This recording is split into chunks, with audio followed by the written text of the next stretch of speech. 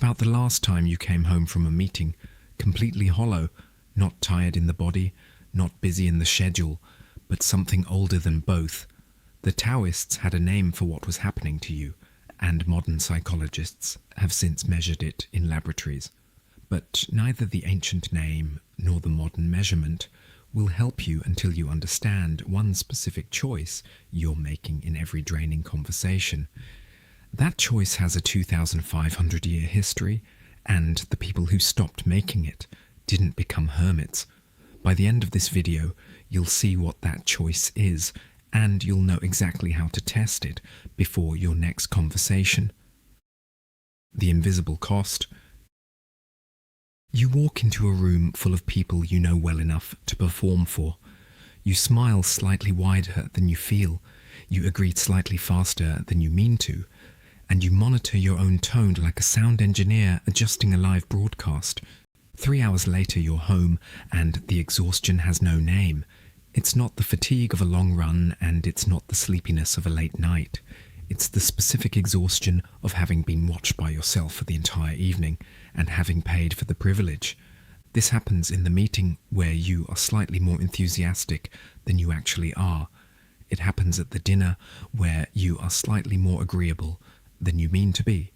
It happens in the conversation where you defend a position you do not fully hold simply because you already committed to it in public. It happens in the room where you nod along with plans you think are misguided because the cost of dissent seems higher than the cost of your own silence. Every one of those moments is a small tax, and small taxes compound. Psychologists call the automatic part of this process emotional contagion. It is the unconscious mimicry and synchronization of expressions, vocalizations, and movements with another person, which results in the transfer of emotional state from one person to another. Researchers have measured it in laboratories since the 1990s, using facial electromyography and heart rate synchronization. It's real, it's physical, and it's not mystical in any way. You're literally absorbing the emotional state of the room around you through automatic physiological processes that you can't shut off by willpower alone. But here's what most people miss about this moment. Emotional contagion is only half the cost, and it's not the expensive half. The expensive half is what you're doing while the contagion is happening. You're not simply receiving the room's energy. You're editing your own. You're withholding the reaction you actually feel, adjusting the opinion you actually hold, and calibrating your presence to a version of yourself that the situation seems to demand. Every one of those micro adjustments is a withdrawal from your own account, and the reason you feel hollow afterward is that the account is empty.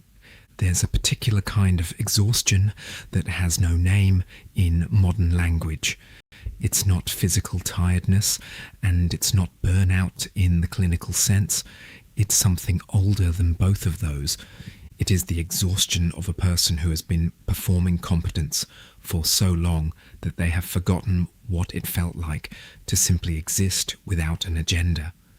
It is the exhaustion of someone who has been optimizing, adjusting, strategizing, and presenting for years, sometimes decades, and who wakes up one morning with the quiet suspicion that all of it has been pulling them in exactly the wrong direction. That suspicion is not depression. It's your body keeping accurate books.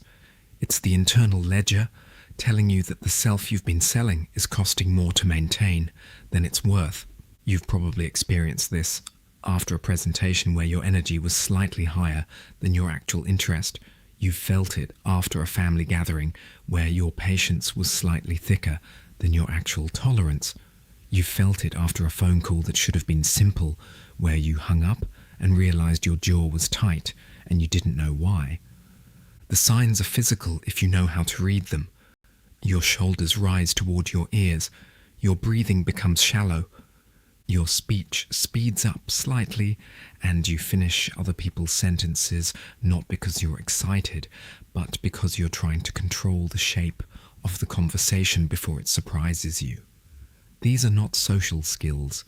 These are defense postures, and they cost fuel. And here's the part that should anger you slightly. You're not doing this because the other person is demanding it. You're doing it because you decided years ago that your natural response wasn't enough, that your actual enthusiasm was too low, your actual patience was too thin, your actual opinions were too sharp. So you built a second self to bring to these rooms, and you've been maintaining that second self ever since.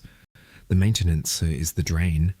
The energy you think other people are taking from you is energy you are spending on a version of yourself that does not exist. What the ancients named.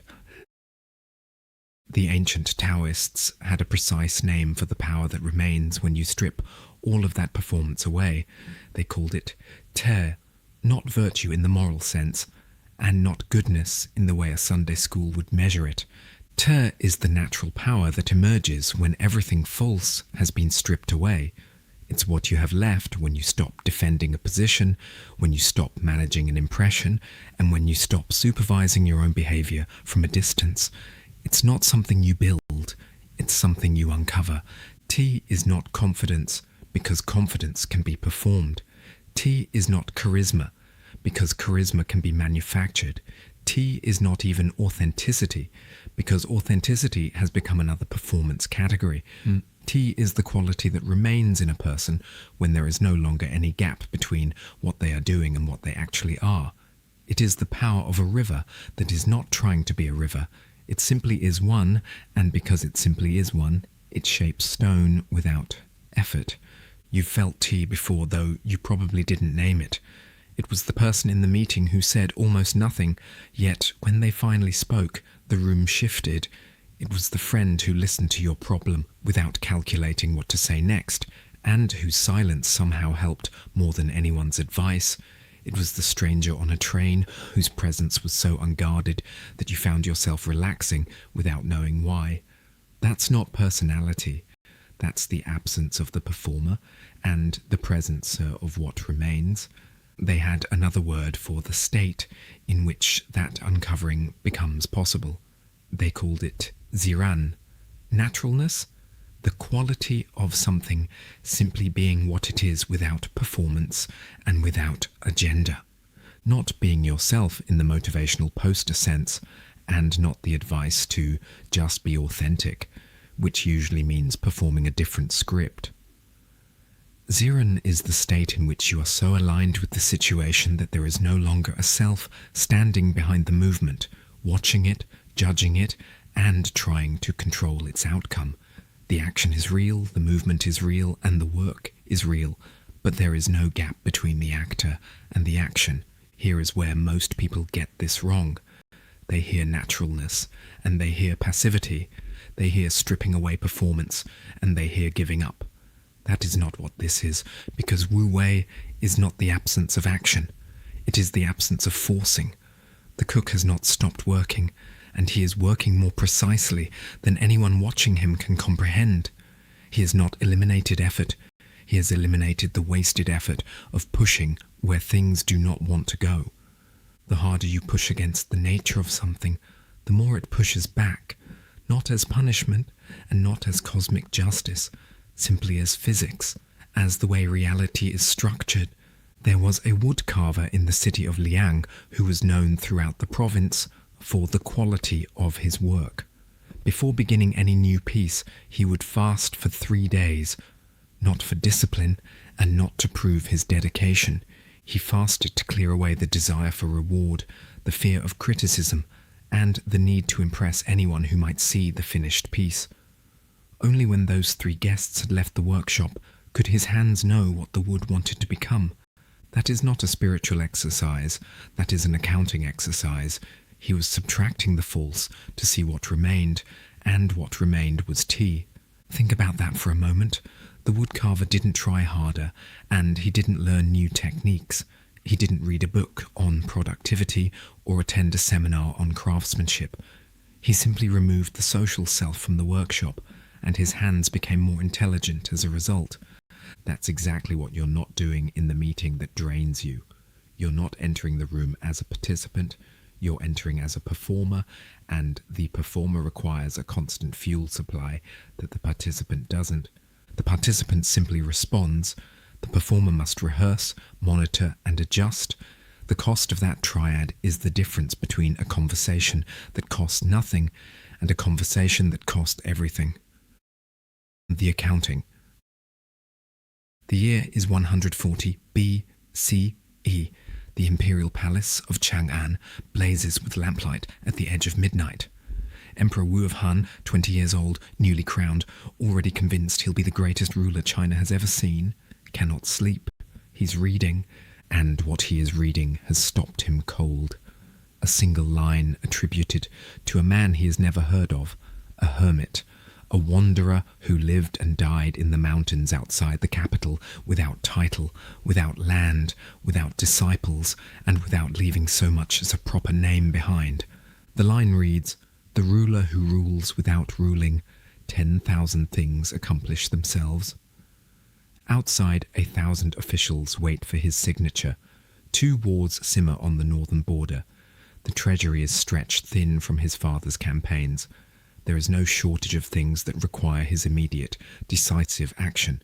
And yet this hermit, whoever he was, had written something that made the young emperor feel as though his entire understanding of power was incomplete. Emperor Wu summons the hermit. He sends messengers with offers of power, prestige, and position. The hermit refuses every single one. Finally, he walks toward the palace himself, carrying nothing to explain why he cannot accept what most men would kill to receive. His name was He Fang, and his answer, preserved in at least 2 independent sources, is worth quoting carefully. "Your Majesty mistakes the river for the river's benefit. The river does not choose its banks, it does not plan its course, and it does not accept appointments. It flows. Everything I understand comes from having no position to defend, no office to protect, and no face to save. The moment I accept your offer, I become a man with something to lose, and a man with something to lose cannot teach Wu Wei. He can only talk about it." He Fang wasn't refusing out of fear. He was refusing because he'd already done the accounting and knew exactly what it would cost. The difference between those 2 things is everything, because fear is merely an emotion, but the accounting is a precise calculation, and what He Fang calculated is the exact equation you are living in, every conversation that drains you. The cost of the interaction is not the other person's greed or negativity. The cost is your own defense of a position. When you have nothing to lose in a conversation, you don't monitor your tone, calculate your responses, or manage impressions. When you have a role to protect, every single word is work. I know what you're thinking. You've got a job, you've got a reputation, and you've got relationships that require you to be a certain way. You can't simply drop those requirements because a hermit from 140 BCE decided he preferred the mountains. That objection is fair. It's also missing the point. He Fang didn't say, "You must have no position." He said that a man with something to lose can't teach Wu Wei. The teaching is the metaphor. The reality is that you can't be present while you're defending a position, because presence and defense are 2 different physical states, and your body knows the difference, even when your mind is pretending otherwise. Think of it this way. If you have a muddy pond, you can try to clean it by going in and removing mud piece by piece with increasing precision and effort. This is useful, or you can let it settle, because the settling is not laziness. The settling is the recognition that your interference is the very thing keeping the water cloudy. Your social performance is the mud you are stirring, and the exhaustion you feel afterward is the exhaustion of someone who has been wading in a pond all afternoon, trying to make it clearer by force. Most of us have been wading for years. We've built careers on our ability to make the pond clearer by force. We've been rewarded for our precision, our adaptability, our capacity to read a room and adjust accordingly, and all of those skills are real. They're also the exact skills that make it impossible for us to know what we actually think until we're alone. You can spend your life removing mud, piece by piece, with increasing precision and effort, and that's useful. Or you can let it settle. What to do with it? Here is where this lands for you. Before your next draining interaction, whether it is a meeting, a family dinner, or a social event you are already dreading, identify the position you are defending. Ask yourself one specific question. What would you actually lose if you simply said what you think in the tone you actually feel, without adjusting for the room? The answer is almost always nothing real. The threat is to an image, not to a necessity, and the energy you spend protecting that image is the entire cost of the interaction. The practice is not a philosophy shift, it's one concrete action. For one conversation this week, drop one piece of performance. Not all of it, just one piece. If you'd normally laugh at a joke you don't find funny, don't laugh. If you usually agree with a take you think is wrong, say so plainly. If you tend to inflate your enthusiasm to match the room's energy, stay at your own level. If you normally fill a silence because it feels awkward, let the silence be what it is. If you typically apologize for an opinion before you state it, state the opinion without the apology. If you usually stay 10 minutes longer than you want to because leaving feels rude, leave at the natural end of the exchange. You're not trying to win the conversation, you're trying to notice how much less it costs you when you're not running two conversations at once, the one you're having and the one you're performing. The key is to pick the piece that costs you the most, not the easiest piece, the most expensive one. The one that, when you imagine dropping it, your stomach tightens slightly. That tightness is the tax collector telling you where your revenue is coming from. That is where the performer lives, and that is the exact piece to drop. What to expect is important because the expectation will try to trick you. The conversation may not go better and it may go worse temporarily, but someone noticing the change is not a sign that you're doing it wrong. That's a sign that they've become accustomed to a version of you that required more effort than this one does, and the adjustment period belongs to both of you. The goal is not to become more popular. The goal is to stop paying a tax you've been charging yourself. The feeling you're looking for is subtle, but it's unmistakable once you recognize it. It's the feeling of having spoken a true sentence without checking the room's temperature first. It's the feeling of having listened to someone without rehearsing your response while they were still talking. It's the feeling of having walked out of a room and realized for the first time in months that you don't need to recover from what just happened, that the conversation cost you nothing because you didn't bring a performer who needed to be fed. That feeling is not happiness. It is not success. It is not the satisfaction of having performed well. It is the absence of a cost you have been paying for so long that you mistook it for the price of admission.